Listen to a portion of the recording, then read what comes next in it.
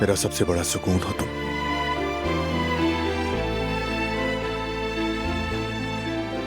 तुम और तुम्हारी अम्मी, तुम दोनों एक रोशन चिराग हो जो हर अंधेरे को मिटा देता है, मेरे घर को रोशन करता है।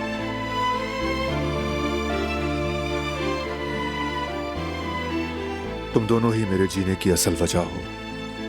तुम दोनों।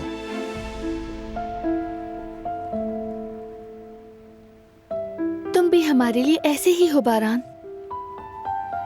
देखो ना, ये तुम्हारी गोद में कितना पुरसुकून सो रहा है।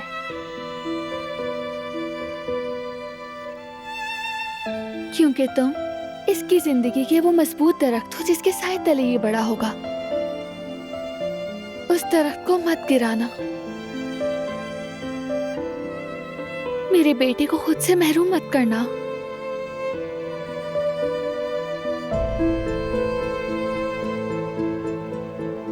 चलो आ जाओ मेरी जान। बिस्मिल्लाह।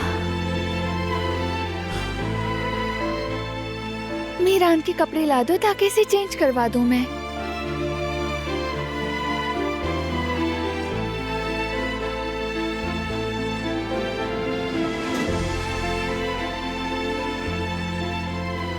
मैं पकड़ लेता हूं, तुम पहना देना।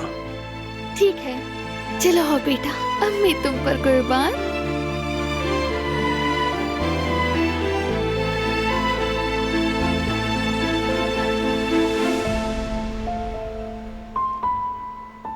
हम पहले ये उतार देते हैं।